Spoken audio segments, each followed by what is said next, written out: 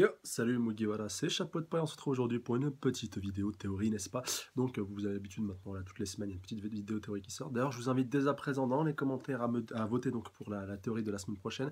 À savoir donc, s'il vous plaît, ne votez pas One Piece, au moins pour cette semaine-là, voilà, que j'aimerais bien jongler. Déjà, celle-là, ça va être la deuxième théorie de One Piece.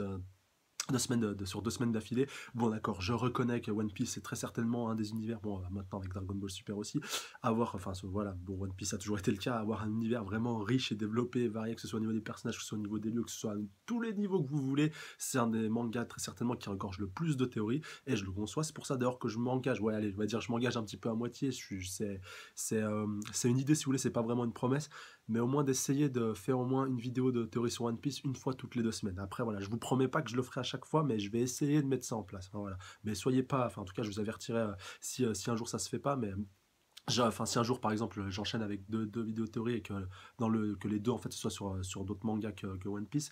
Mais voilà, j'aimerais quand même bien essayer de mettre ça en place, vu que ça regorge de théorie, et puis que vous avez l'air déjà de, vous m'avez soumis pas mal, pardon, de propositions par rapport à ça, donc déjà la semaine dernière. Donc voilà, alors vous mettez vraiment dans les théories que vous voulez, enfin, ou ce sur quoi bien sûr, comme d'habitude, vous aimeriez que je fasse une théorie, sauf One Piece, voilà, sur le manga que vous voulez, sauf One Piece, s'il vous plaît, pour qu'au moins je puisse faire une vidéo et puis satisfaire un peu aussi les autres personnes sur la chaîne qui aimeraient avoir des théories sur leur manga. Je pense notamment à Dragon Ball Super, à Bleach ou à d'autres mangas, à Naruto aussi. Voilà, mais vraiment sur un autre manga que One Piece, et voilà, à la fin de la review de la vidéo théorie de la semaine prochaine, vous pourrez donc, quand celle de la semaine prochaine sortira, vous pourrez donc de nouveau donc voter pour One Piece si ça vous fait plaisir.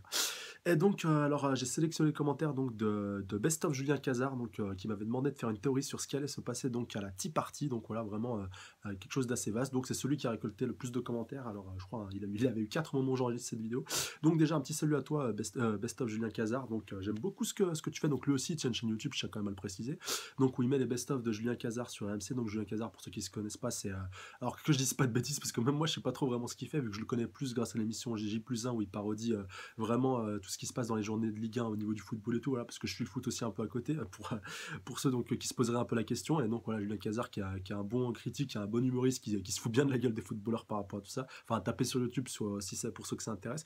Et donc lui, Best of Julien Cazard, il fait vraiment par rapport à ce qu'il fait sur RMC, donc pas mal d'interventions hautes. Je vous avoue que j'ai pas trop regardé dans le détail, voilà, j'ai quand même la, j'ai quand même le courage de le reconnaître, mais bon, voilà, enfin, j'ai pas eu le temps surtout, mais c'est vraiment assez marrant. Et puis voilà, il upload, je crois, une vidéo toutes les semaines. Enfin, c'est dans la description de sa chaîne. Je crois que c'est une vidéo tous les lundis ou tous les dimanches. Enfin voilà, il me corrigera dans les commentaires de toute manière à midi. Donc à midi qui poste donc sa vidéo toutes les semaines. Et donc voilà, c'était best-of vraiment assez poilant et assez tordant, donc n'hésitez pas à aller y jeter un petit coup d'œil. Et donc ouais, je pense que je vous mettrai le lien de sa chaîne dans la description comme de juste. Et donc une petite théorie sur la Tea Party. Alors je vais être honnête avec vous, j'ai pas de théorie fixe, c'est-à-dire un plan vraiment défini comme ça peut être le cas dans d'autres théories. J'ai préféré, si vous voulez, faire étape par étape et regrouper les éléments qui pour moi sont vraiment importants et les faits vraiment, enfin ce que je pense qui va vraiment se passer. Et vous verrez d'ailleurs que par rapport à la fin vraiment de cette Tea Party, j'ai plusieurs, si vous voulez, directions qui s'engagent un petit peu. J'ai pas une idée fixe, si vous voulez, par rapport à la fin de cet arc-là et à la fin de la Tea Party, parce que voilà, fondamentalement, il y aura une fin, mais je vais quand même vous reciter, si vous voulez, tous les éléments qui, pour moi, vont survenir à partir donc, du chapitre, là on est où, 814, si je dis pas de bêtises au moment où j'enregistre cette vidéo, donc à partir du chapitre 814 jusqu'à la Tea Party, voilà, donc jusqu'à la Tea Party, jusqu'à la fin même de la Tea Party, puis après je vous donnerai 2-3 pistes par rapport à ce que je pense qui pourrait se passer après donc la Tea Party chez Big Mom. Alors avant de commencer, je pense déjà qu'il y a un personnage très important, donc je vous l'annonce maintenant, mais en fait il sera vraiment important pour la fin de cette théorie-là. Un personnage très important à faire son retour, je pense, durant cette Tea Party, c'est Jinbei.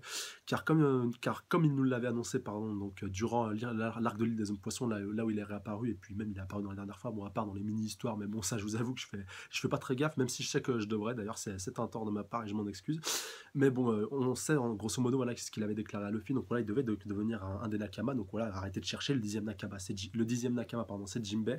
Donc là, s'il y a un nouveau Nakama, il rejoint l'équipage, ce sera le 11e, voilà, ou 12e, enfin, ce que vous voulez. Après, on s'en moque un petit peu, mais le 10e Nakama, c'est Jinbei, c'est signé, c'est acté, voilà, même s'il ne rejoint pas, si vous voulez, vraiment l'équipage des chapeaux de paille, ou je veux dire qu'il n'a pas le temps, ou s'il crève entre-temps, ça restera quand même toujours, je pense, le 10e Nakama. Ça a été établi comme ça. Voilà, il y a d'autres personnages qui sont apparus comme Vivi ou autres, voilà, qui ont été des personnages qui ont fait partie de l'équipage pendant un temps, même si Vivi aurait pu l'intégrer, mais Vivi ne l'a pas fait. Si vous voulez, pour moi, Jinbei a plus intégré l'équipage des chapeaux de paille, même s'il n'a pas voyagé avec eux, donc sur le plan officiel, que Vivi qui avait voyagé avec eux donc pendant l'arc de Baroque Works il y a déjà un petit bout de temps. Donc pour revenir sur le Jinbei, avant que donc, je commence à me perdre, donc je pense qu'il va faire son grand retour à la Tea Party, donc il va se pointer vu qu'on sait qu'il avait 2-3 réglages à régler avec Big Mom, vu que voilà, je rappelle un petit peu, il était affilié à Big Mom un peu de facto après que Fisher Tiger donc soit après que Tiger soit mort.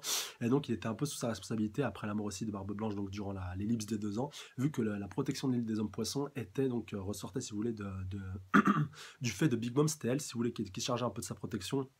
Même si elle ne le faisait pas vraiment dans les faits. Et donc, Jinbei était un des capitaines de sa flotte. Voilà, un peu de par défaut, c'est un peu devenu le cas. Et puis là, il s'est un peu rebiffé contre elle.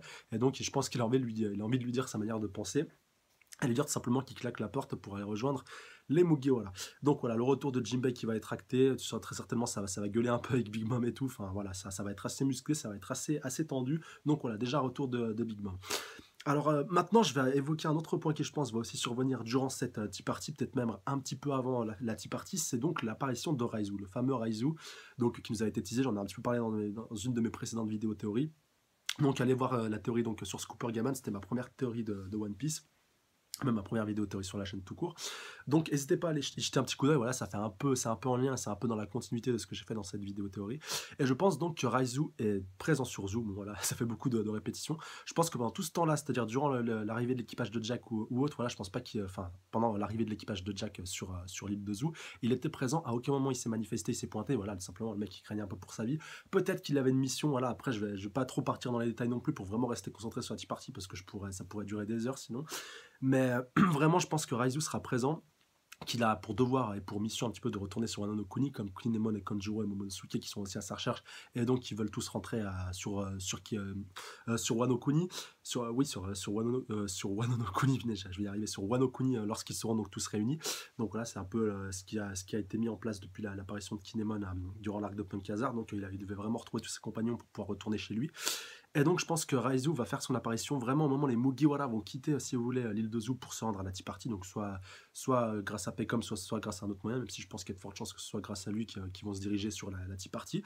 Et comme on sait que c'est un ninja et donc qu'il a si on retourne vraiment à l'essence même des ninjas, il a la capacité de pouvoir se dissimuler, de se camoufler. Je pense qu'il va monter un peu incognito à bord du Sunny pour pouvoir donc se rendre, peut-être soit à la Tea Party, peut-être parce qu'il avait une mission à accomplir, qui sait qu'il a peut-être été confié par Scooper Gaban. Donc vraiment, allez mater ma vidéo théorie si vous voulez comprendre un peu plus ce que je suis en train de déclarer, parce que ça, voilà, ça c'est pas des faits, c'est vraiment de la théorie.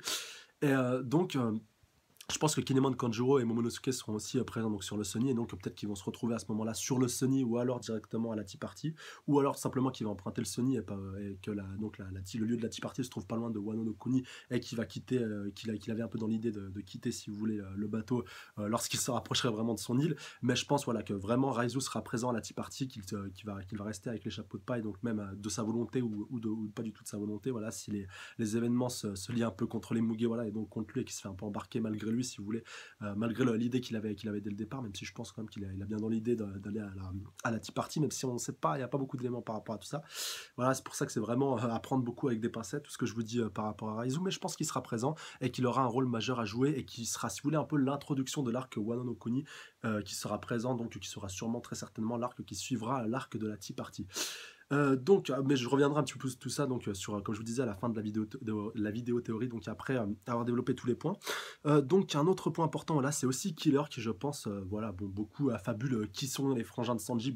J'ai vu beaucoup de Bellamy et de Killer donc qui seraient les frangins de Sanji. Pour Bellamy, pour ma part, j'y crois pas du tout. J'ai aussi pensé à Cavendish. Voilà, dites-moi dans les commentaires les persos blonds donc de One Piece. Voilà, il y en a à l'appel. Je vous avoue que j'ai pas fait tout le tour, mais vraiment des persos blonds, on va dire blonds de cheveux, qui pourraient être les frangins de Sanji. Pour moi, limite, enfin, j'ai parlé de Cavendish. Pour moi, limite, Cavendish est plus crédible en tant que frangin de Sanji que Bellamy, voilà, déjà parce que Bellamy a déjà rencontré Sanji lors de l'arc d'Enies Lobby.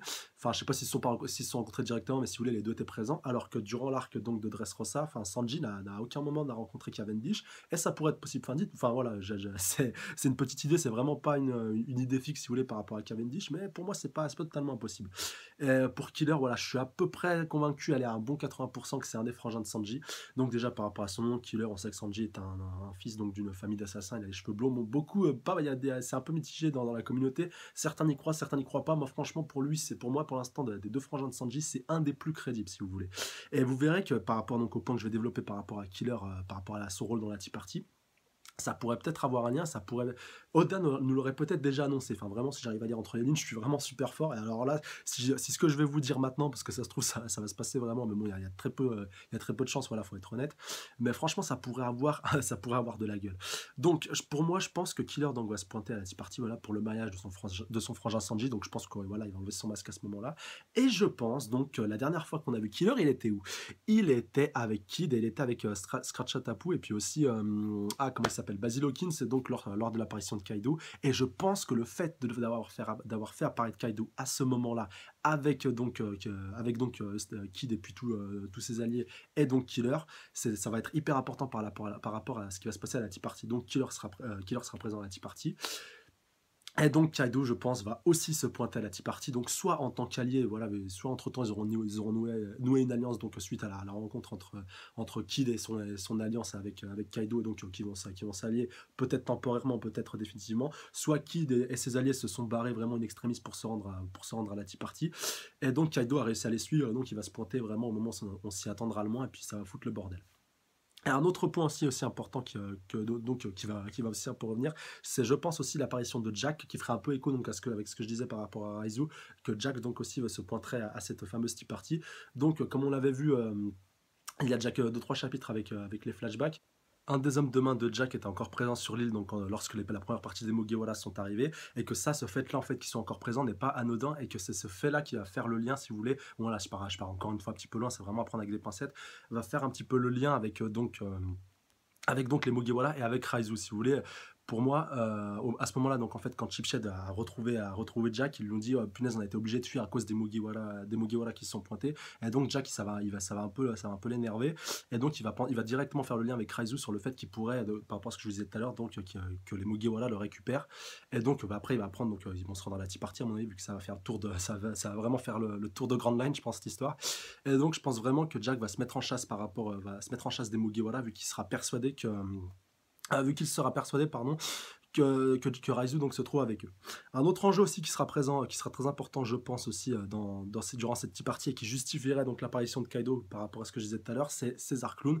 Donc voilà, César Clown que Big Mom avait envie de récupérer.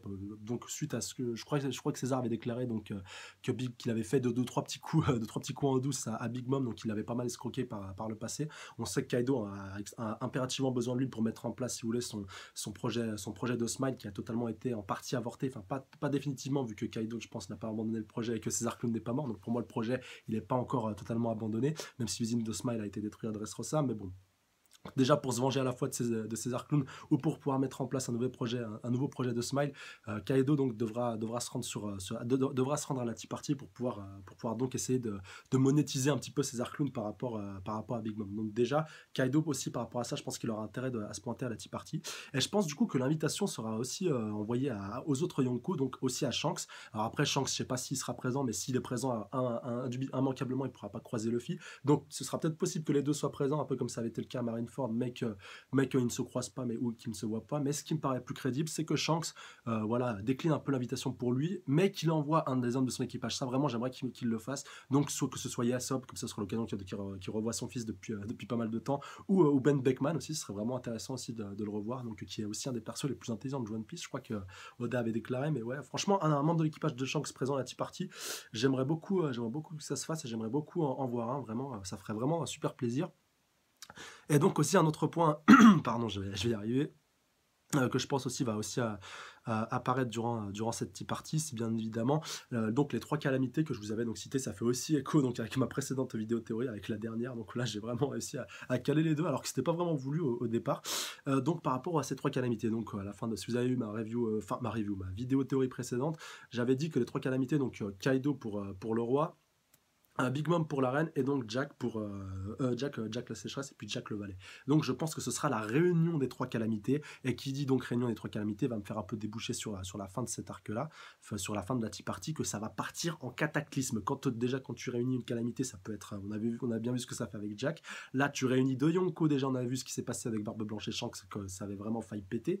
Donc là en plus on rajoute on rajoute la troisième calamité, bon là qui est aussi affiliée à Kaido par défaut, mais bon le bras droit de Big Mom ne doit pas être complètement nul non plus. Enfin, déjà, on avait vu pour Barbe Blanche, Marco, il n'était pas complètement nul non plus. Enfin, voilà, c'est pas pour rien qu'il a récupéré son équipage. Jack a l'air complètement badass. Je crois que le premier homme de main donc de Shanks, Ben Beckman, est lui aussi extrêmement puissant. Donc Big Mom aussi aura très certainement un homme ou une femme de main, pourquoi pas. Donc en tant que bras droit qui sera aussi extrêmement puissant, donc il y aura déjà une énorme confrontation entre ces quatre personnes, et donc déjà les trois calamités qui seront vraiment, je pense, présentes durant cette petite partie, et que ça va littéralement exploser dans tous les sens et partir en live, et donc ce qui va un peu coller donc la fin, je pense, de cette partie, et peut-être donc pourquoi pas la fin, enfin l'avortement du mariage de Sanji. Mais je pense encore une fois que les Mugiwara vont un peu se retrouver là-dedans malgré eux, et que voilà, un peu comme ça pouvait être le cas avec Luffy à Marineford, mais que cette fois-ci ça va que donc les Mugiwara ne pourront pas fuir si vous voulez sans sacrifice, un peu comme à Impel Down. Donc là voilà, ça regroupe vraiment pas mal de choses qui ont déjà été faites par Oda, mais je pense qu'un peu à la Mister 2, Bone Clay donc qui s'était sacrifié à Impel Down pour permettre pour permettre à Luffy et puis donc à tous les prisonniers pour aller sauver Ace, donc de pouvoir fuir, même si on a appris au final qu'il avait pris la place d'Ivankov je crois que c'était l'étage 5.5 d'Impel Down, donc dans l'étage caché de la prison. Mais en tout cas je pense qu'il y aura un sacrifice, et je pense, mais j'espère vraiment que ce sera pas le cas, soit de Jinbei, soit de Sanji, donc pour permettre aux Mugiwara de fuir et donc de se diriger vers Wano no Kuni. Vraiment. Enfin, je pense vraiment que ça va être vraiment un arc marquant, peut-être bien l'arc le plus marquant pour l'instant de cette deuxième partie. En tout cas, dites-moi ce que vous en pensez dans les commentaires par rapport à ça. J'ai vraiment soulevé beaucoup de points. Et après, donc voilà, cette théorie-là, cette fin, si vous voulez, d'arc-là, elle s'oppose un petit peu avec une autre qui serait la séparation de l'équipage. Donc là, je pense pas qu'il y aurait de sacrifice s'il y a séparation de l'équipage. Donc il y aurait une partie voilà, qui serait séparée, donc qui partirait vers Wano no Kuni, et une autre partie donc où Luffy ne serait pas présente, qui se dirigerait, enfin, donc qui aurait vent durant la petite partie des affrontements qui sont sur le point de survenir entre donc les révolutionnaires et l'équipage de Barbe Noire, et donc qu'une partie de l'équipage décide donc de se rendre dont Robin, je pense, vu qu'elle a été affiliée aux révolutionnaires pendant l'ellipse des 2 ans, donc décide de se rendre auprès des révolutionnaires pour aller leur porter assistance, et donc peut-être pour les aider à lutter contre Barbe Noire après donc tout ce qui s'est passé à Marineford, et puis même depuis qu'il est Yonko, et puis aussi ce qui s'est passé à Dressrosa. Notamment avec Burgess. Mais vraiment là, ça fait vraiment pas mal d'éléments. Mais bon, en tout cas, par rapport à cette séparation, donc soit elle sera voulue, soit elle s'imposera d'elle-même, soit il n'y aura pas de toute séparation. Enfin, mais même si moi je pencherais plus pour le fait qu'il n'y ait pas de séparation et que tout l'équipage donc se rende à Wano no Kuni, et que donc justement pourquoi se rendre sur Wano no Kuni, à part pour amener Kinemon, Kanjuro et aussi Momonosuke, donc ça fait encore écho avec ce que je vous avais dit dans la première vidéo théorie. Je pense que ce sera pour retrouver Scooper Gavan. Alors pourquoi lui et pourquoi pas un autre, et surtout pour quelle raison, voilà, pourquoi lui, on peut s'en douter vu le fait qu'il ait été affilié à l'équipage de Goldie Roger, mais je pense que c'est s'ils veulent le retrouver, un peu comme pour Riling à Shabondi, voilà, je pense pas qu'ils veulent le retrouver par hasard. Bon, là, j'exclus un peu Baggy et Shanks, bon, déjà, ce sont des mousses, et puis ce sont pas des membres de premier plan, mais regardez, chaque fois que l'équipage Jackpot Pie a rencontré un membre de l'équipage de Goldie Roger, que ce soit Crocus au cap des deux jumeaux, donc pour rentrer sur Grand Line, que ce soit Riling, donc pour pouvoir passer au cap de l'île des hommes poissons, je pense que pour Cooper Gavan, ce sera exactement pareil, donc donc je pense que cette rencontre s'appliquera soit pour qu'il leur enseigne quelque chose, donc soit des nouvelles techniques qu'il les forme, ou qu'il entraîne peut-être Zoro au sabre s'il est devenu un samouraï ou autre, ou qu'il leur donne une information, ou qu'il leur donne une possibilité de pouvoir un peu plus avancer sur Grand Line, qui sait, peut-être pour trouver Route 10, ou pour pouvoir pour pouvoir, si vous voulez, leur donner une information ou un élément capital qui leur permettra donc de progresser sur Grand Line, de pouvoir lutter contre le gouvernement mondial ou contre les autres personnages, enfin vraiment contre les autres antagonistes plutôt que les personnages. Mais vraiment, voilà, je pense que cette rencontre avec Scooper Gavan sera capitale et qu'elle sera très importante. Donc ça se trouve par exemple, Big Mom prendra quelqu'un en otage à la fin de la Tea Party et leur demandera de ramener Scooper Gavan. Enfin voilà, ça peut être... Il y a énormément de possibilités qui sont possibles, c'est pour ça que j'ai vraiment pas de théorie claire et précise par rapport à ça, vraiment par rapport à la fin. cas, j'espère que j'aurais pu être le plus clair possible pour les événements de la Tea Party, même si je suis parti un petit peu dans différentes directions. Mais bon, je pense que c'était important de, plus que de faire une théorie vraiment claire, nette et précise dans une direction il aurait pu être largement démontable. Je préférais vraiment, avec cette théorie de la Tea Party, en plus quelque chose qui va se passer dans pas très longtemps, de vraiment mettre en avant les différents points qui risquent très probablement de survenir, et vraiment de citer et de mettre en avant et de décrire pourquoi aussi les différents protagonistes de cette Tea Party seraient présents. Voilà. Après, donc, ça se trouve, il y en a peut-être certains que j'ai oubliés, mais je vous ai vraiment parlé de ceux qui, pour moi, étaient le plus important, ceux vraiment qui me sautaient aux yeux et ceux vraiment qui méritent d'être ramenés au premier plan. Mais voilà, vraiment, pour la fin de la théorie, prenez-y avec des pincettes. Même vous pouvez l'interpréter comme vous voulez. Même moi, j'ai pas vraiment de plan défini, à part peut-être comme je vous disais, cette direction en direction de Wano Kuni, ou Wano no Kuni, je sais pas pourquoi je le prononce comme ça, je trouve ça sonne peut-être un petit peu mieux. Je trouve que Wano Kuni, c'est un petit peu trop court. Enfin bref, on s'en fout un petit peu. Mais bon, en tout cas, voilà, laissez-moi vos avis dans les commentaires par rapport à ça. Bombardez-moi vraiment de vos avis par rapport à ça, par rapport à tous les points que j'ai soulignés. Vraiment, défoncez-vous à vous. C'est pour ça aussi que cette vidéo a été un petit peu plus longue à préparer. Donc déjà, voilà, comme vous avez dû le voir avec la tablette qui était allumée, j'avais préparé les différents points à développer. Mais donc,